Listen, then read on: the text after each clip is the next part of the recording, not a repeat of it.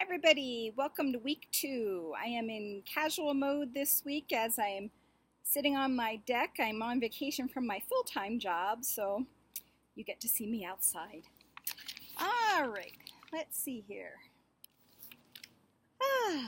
So, great job with week 1 discussion. That went really well. You guys really participated. I am very excited. Glad you're jumping in with the CLC forum. I think it's great to get a head start with summer and all the competing demands and everything, so that's good.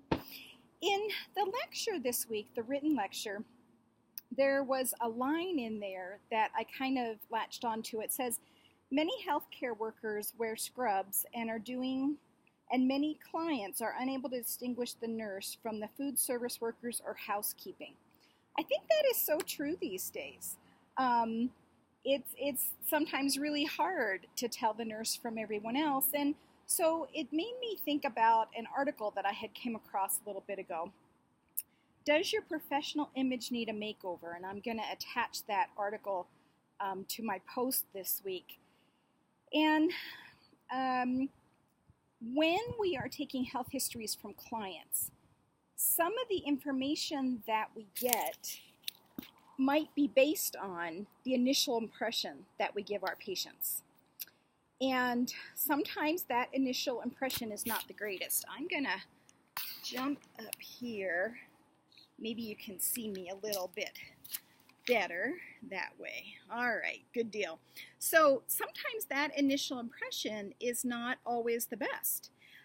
What impression are the nurses and the student nurses where you work, what impression is being made on the clients? In the article, it talks about all sorts of things about physical appearance, demeanor, and things like that, and how that creates an impression on your patient. I have a pet peeve with creating an impression, and that is hoodies with zippers, so sweat jackets that zipper up the front that are hooded, and usually with the sleeves kind of pushed up. I know that sometimes it gets really cold on the units or in various workplaces, and particularly on night shift. But my impression of that is that someone doesn't care about their experience.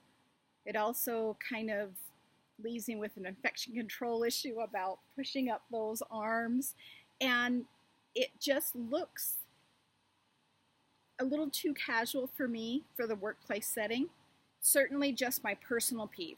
A lot of people have other personal peeves. I'm not so bothered by tattoos. Some facilities have really strong regulations or rules about covering up tattoos. So there's a lot of different things, I think, on that first impression. So what I would like you to do is take a look at that article. And when you have a chance, in addition to the regular DQ that's on there, tell me a little bit about the nurses and student nurses that you come into contact with and what you think about the current state of presenting themselves professionally. What's going on in your workplace? Do you think it's positive? Do you think it needs to change? Look forward to hear your thoughts about that.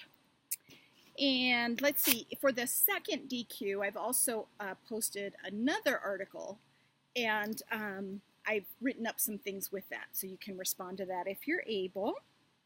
And this week, at the end of the week, you'll be turning in your assignment for your health history, and I'm looking forward to that.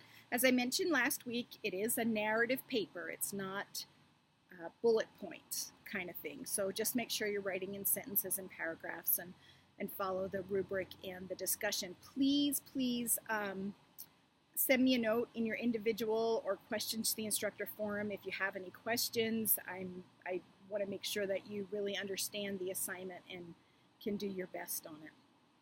All right, so week 2, we're getting there of our 8 weeks that we're spending together. I think that's everything I wanted to mention today. And I hope you have a really nice 4th of July and that maybe you're able to spend a little time at least away from work and studying, and maybe can celebrate a little bit with your family. All right, I'll see you in the main forum. Bye-bye.